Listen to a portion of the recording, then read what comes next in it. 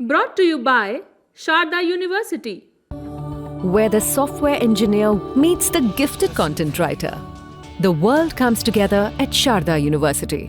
पूर्व उपराष्ट्रपति जगदीप धनखड़ मंगलवार को सदन की कार्यवाही में शामिल नहीं हुए। 21 जुलाई की रात उन्होंने अपने पद से इस्तीफा दिया था।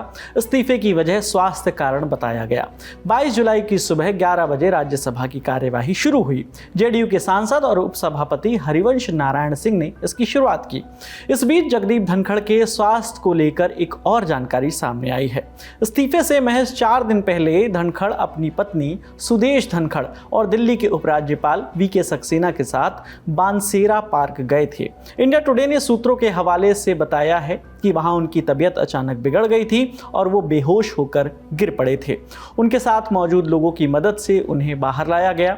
जानकारी ये भी है कि धनखड़ हाल ही में एम्स दिल्ली में उन्होंने एंजियोप्लास्टी भी करवाई थी, जिसके बाद उन्होंने स्वास्थ्य कारणों का हवाला देते हुए राष्ट्रपति को अपना इस्तीफा भेजा।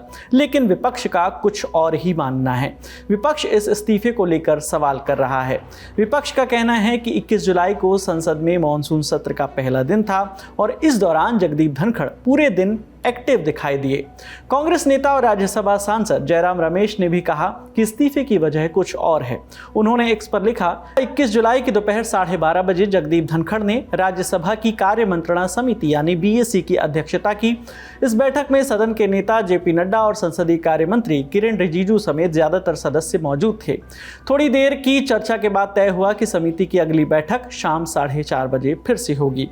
शाम 4:30 बजे धनखड़ जी की अध्यक्षता में समिति के सदस्य दोबारा बैठक के लिए इकट्ठा हुए। इस दौरान सभी लोग जेपी नड्डा और किरेन रिजिजू का इंतजार करते रहे, लेकिन वो नहीं आए। सबसे हैरानी की बात यह थी कि धनखड़ जी को व्यक्तिगत रूप से ये नहीं बताया गया कि दोनों मंत्री बैठक में नहीं आएंगे। स्वाभाविक रूप से उन्हें इस बात का बुरा लगा और उन्होंने बीएसी की अगली बैठक आज दोपहर 1 बजे के लिए टाल दी थी। इससे साफ है कि कल दोपहर 1 बजे से लेकर शाम 4:30 बजे के बीच कुछ गंभीर बात हुई है, जिसकी वजह से जेपी नड्डा और किरेन रिजिजू ने जानबूझकर शाम की बैठक में हिस्सा नहीं लिया। अब एक बेहद चौंकाने वाला कदम उठाते हुए जगदीप धनखड़ ने अपने पद से इस्तीफा दे दिया है। उन्होंने इसकी वजह अपनी सेहत को बताया है। हमें इसका मान रखना चाहिए, लेकिन सच्चाई ये भी है कि इसके पीछे कुछ और गहरे कारण हैं। जयराम रमेश कहते हैं कि धनखड़ जी ने हमेशा 2014 के बाद के भारत की तारीफ की, लेकिन साथ ही किसानों के हितों के लिए खुलकर आवाज उठाई। उन्होंने सार्वजनिक जीवन में बढ़ते अहंकार की आलोचना की और न्यायपालिका की जवाबदेही और संयम की पर जो जरूरत है उनको उस पर भी जोर दिया। मौजूदा G2 सरकार के दौर में भी उन्होंने जहां तक संभव हो सका विपक्ष को जगह देने की कोशिश की। वो नियमों, प्रक्रियाओं और मर्यादाओं के पक्के थे, लेकिन उन्हें लगता था कि उनकी भूमिका में लगातार इन बातों की अनदेखी हो रही है। जगदीप धनखड़ का इस्तीफा उनके बारे में बहुत कुछ कहता है।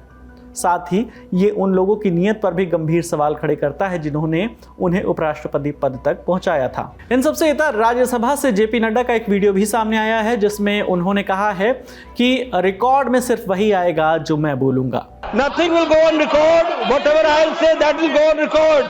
You should know. इस पर जेपी नड्डा ने सफाई देते हुए ये भी कहा है कि मेरी बात विपक्षी सांसदों के लिए थी, ना कि उपराष्ट्रपति के लिए। नड्डा ने यह भी कहा कि व्यस्तता की वजह से वो बीएसी की मीटिंग में शामिल नहीं हो पाए थे और उन्होंने राष्ट्रपति कार्यालय को इसकी सूचना दे दी थी।